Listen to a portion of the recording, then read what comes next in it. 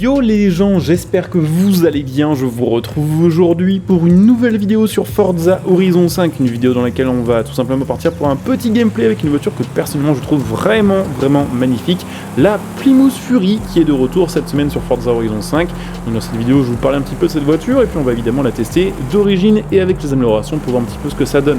Juste avant de rentrer dans le vif du sujet, j'en profite les gars pour rappeler qu'actuellement il y a un concours sur ma chaîne en partenariat avec Instant Gaming. Alors j'en ai parlé dans la vidéo d'hier, mais hier on était sur Need for Speed et je pense que parmi vous tout le monde ne regarde pas forcément les contenus Need for Speed. Sachez qu'il y a un concours que vous trouverez sous cette vidéo, il y a un lien qui va vous ramener vers le site Instant Gaming qui va vous permettre de participer à ce concours. C'est gratuit, il suffit de sélectionner le jeu que vous voulez gagner par tirage au sort. Alors n'hésitez pas à y participer et puis n'hésitez pas aussi par la même occasion, si vous avez des jeux à acheter ou des abonnements comme du Game Pass ou du PSN, allez prendre via mon lien Instant Gaming, ce qui vous permettra de soutenir la chaîne gratuitement en vous en profiter de plein de petits bonus par la même occasion. Donc n'hésitez pas. Revenons à cette magnifique Plymouth Fury que je trouve vraiment belle pour plusieurs raisons. Déjà le design typique des voitures américaines haut de gamme des années 50 avec les gros ailerons qui n'en finissent jamais. Il y avait Cadillac qui faisait un peu pareil avec sa Eldorado à l'époque. Et puis je trouve que la couleur rouge et cette finition lui va vraiment ultra bien. En plus on a les pneus à flanc blanc, donc pour moi clairement c'est un banger. Alors cette voiture, effectivement, vous aurez vu le titre de cette vidéo, elle est connue pour être un des personnages principaux du film Christine qui reprend le bouquin de Stephen King. Et en fait dans ce film là clairement le film est centré sur la bagnole qui est donc cette Plymouth Fury, et dans le film la voiture est en quelque sorte vivante et essaye d'assassiner ses propriétaires. Donc c'est un film assez spécial puisque c'est moitié film d'horreur, moitié film pour les passionnés d'automobile, puisqu'il y a beaucoup de voitures très sympas dans ce film là. Niveau perf, sachez que de base on a un V8 5 litres 7, que ça fait 305 chevaux, que la voiture fait quasiment 1 tonne 7, que le 0 à 100 se fait en 7 secondes et que la vitesse de pointe est aux alentours des 240 km/h, ce qui est très chouette déjà pour une voiture en 2022.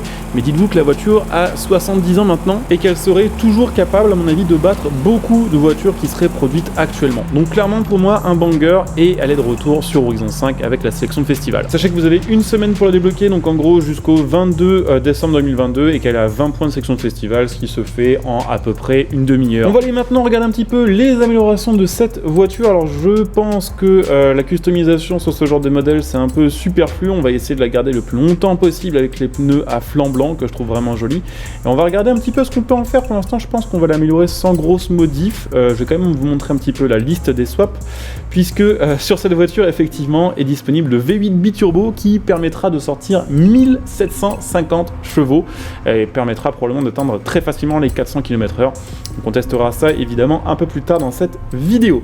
Mais déjà voilà, on va l'améliorer et je pense que globalement cette voiture va être une bonne voiture à jouer dans les catégories C, non, même peut-être D d'ailleurs, parce que ce genre de voiture en fait vous pouvez vraiment beaucoup les améliorer côté moteur avant qu'elles montent en catégorie, ce qui fait que vous pouvez vous retrouver parfois en catégorie D ou en catégorie C avec des voitures qui font genre 600 chevaux alors que d'autres se retrouvent en Mazda MX-5, alors oui avec une meilleure tenue de route mais avec clairement beaucoup moins de puissance, et selon les pistes, ce genre de voiture des fois ça marche très bien. Donc je vais améliorer tout ça, on va essayer de se faire un petit réglage sympa et puis on va retourner ça tester de suite.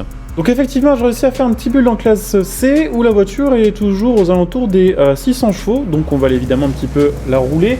Ce qui est vraiment chouette en fait avec sa voiture, c'est que de base le freinage était vraiment assez mauvais et la tenue de route globalement est quand même pas dingue, on prend beaucoup de roulis, vous vous en doutez, c'est une voiture qui est quand même assez vieille, mais elle a un feeling cette voiture, contrairement à beaucoup d'autres voitures sur le jeu qui sont parfois assez froides, voire même assez fades à conduire dans les voitures beaucoup plus modernes. Celle-ci a vraiment un côté genre vous avez envie de la rouler, même si ça avance pas tant que ça, même si c'est dur à conduire, juste parce qu'elles se font je trouve ultra bien dans le décor du jeu. Et parce que c'est marrant à conduire, ça drift, il faut jouer du volant, c'est une caisse qui est ultra pédagogique aussi dans le sens où si vous êtes comme moi un peu débutant au volant, c'est une caisse qui est assez vieille, assez grande, quand elle va commencer à prendre de l'angle, vous allez sentir que vous allez pouvoir commencer à choper les bons timings au volant pour drifter, pour l'emmener un petit peu. Et ça en vrai c'est ultra chouette, il n'y a vraiment pas tant de voitures que ça sur le jeu quand celui-là.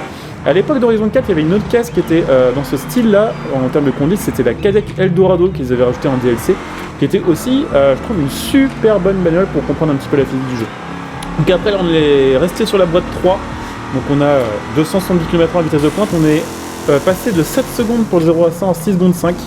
Un petit gain parce que tout simplement j'ai laissé les pneus flanc blanc parce que je trouve ça juste ultra stylé, mais du coup c'est des pneus qui ont un grip un peu nul et clairement pour les petites accélérations c'est pas fou.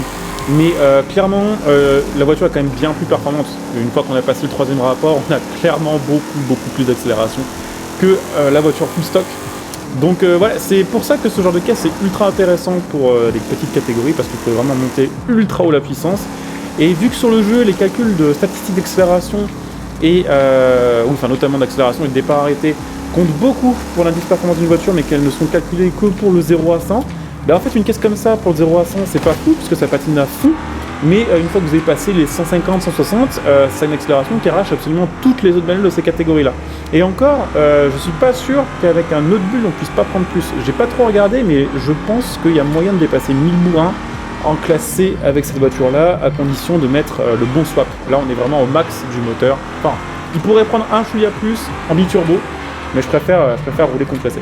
Ultra maniable, franchement, bon là, voilà, à chaque fois que j'ouvre ma gueule, il se passe une dinguerie, mais ultra maniable, ultra confortable à jouer en drift, et je vous propose maintenant d'aller regarder un petit peu les améliorations plus, on va se faire un build un peu plus performant. Alors effectivement, on peut avoir même beaucoup plus que 1000 chevaux en catégorie C, puisqu'on peut utiliser le swap, et qui nous fait passer à 1750 chevaux, toujours en catégorie C. Ça fait un petit peu comme sur la Oldsmobile qu'on avait testé, qui était la Oldsmobile DLC, qui était aussi, d'ailleurs, une voiture ultra cool à conduire, et qui avait vraiment un feeling ultra différent de tout ce qu'on a d'autre sur le jeu.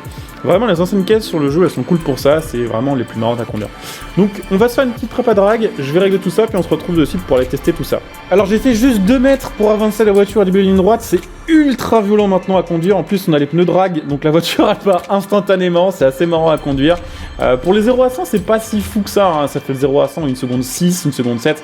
Alors évidemment, pour une voiture IRL, ce serait complètement dingue. D'ailleurs, je pense qu'il n'y a absolument aucun propriétaire de Plymouth Fury qui ferait ce genre de modif sur une voiture comme ça, puisque c'est ultra rare maintenant en bon état, et parce que c'est une putain de bagnole. Mais en vrai, sur Forza Horizon 5, ces performances-là, c'est pas si fou. On a des voitures qui font 0 à 100 en moins d'1 seconde, clairement maintenant, voire même en 0,5 secondes sur certains bulles. Donc c'est ultra violent à conduire, et on va aller se tester évidemment cette voiture sur la ligne droite, sur l'autoroute, pour voir un petit peu ce que ça donne niveau vitesse max. D'après les stats du jeu, on est censé choper du 410, 420, ça dit même 450, mais à mon avis c'est un peu bullshit ça. Donc on va se tester ça, en sachant que là on a vraiment un build accélération et Vmax, on a quasiment rien pour la tenue de route, donc l'appui va pas nous emmerder. Donc le temps qu'on atteigne l'autoroute et qu'on se lance ça, j'en profite les gars pour vous rappeler qu'évidemment si vous appréciez les contenus, vous pouvez laisser un petit like sur cette vidéo, vous pouvez commenter, vous pouvez évidemment, on va passer par là, évidemment vous abonner pour les prochains contenus, les prochaines vidéos, les prochains lives. Hop, on va faire le départ. Donc n'hésitez pas aussi, pourquoi pas venir follow la chaîne sur Twitch, vous trouverez le Twitch sous la vidéo, pensez à venir follow. Pensez, putain ça tourne pas bien, elle a 0 appui. Pensez voilà, à follow la chaîne Twitch, pensez si vous avez Prime à utiliser votre Twitch Prime sur la chaîne Twitch, ça soutient, ça vous fait profiter de plein de petits bonus, ça vous coûte rien de plus. Pensez à venir me rejoindre sur Twitter pour les actualités. N'hésitez pas aussi évidemment, pourquoi pas, à soutenir ma chaîne en faisant vos achats avec le lien de soutien sous cette vidéo. Vous trouverez par exemple minimatal.net pour acheter vos matos gaming. Et puis vous pouvez évidemment aussi, si ça vous tente, devenir des soutiens de la chaîne via le bouton rejoindre sous cette vidéo, ce qui vous fera profiter bien sûr de plein de petits bonus. Donc ouais, 415 km/h, je pense que les 420 sont purement mensongers, on les aura pas. Mais 415 quand même, par contre la voiture a vraiment un maniement assez bizarre. Alors j'ai regardé, on pourrait monter quasiment en S2 avec celle-ci en ayant le kit Forza, les pneus slick, on sera en S1 850. D'ailleurs c'est une des rares voitures sur le jeu sur lesquelles l'indice performance maxé est le même en pneus drag qu'en pneus slick. Donc voilà, pour le coup les pneus slick nous auraient pas forcément permis d'avoir plus d'indice perf, mais voilà, en full pneus slick, full aéro, on serait en S1 870, donc assez haut en vrai pour une caisse qui commence sa catégorie, enfin sa carrière plutôt en catégorie D. Mais voilà, pas de S2, et à mon avis de toute façon celle-ci en classe B c'est peut-être vite fait jouable avec des bons pneus, mais ça me paraît déjà un peu mort pour elle, elle est juste trop vieille, elle prend trop de roulis. Classe A c'est mort, et ça n'en parlons même pas. Y compris avec un moteur comme ça énorme qui fait 1650 chevaux, à moins de faire du drag évidemment vous l'aurez compris. Donc ouais, bon petit retour de cette voiture là, je suis assez content de la récupérer sur le jeu. Encore une fois, les voitures quand elles sont annoncées des fois sur Forza ça fait un peu chier parce qu'on se dit putain c'est pas des voitures qu'on souhaite, c'est des voitures qu'on a déjà vues sur d'autres jeux.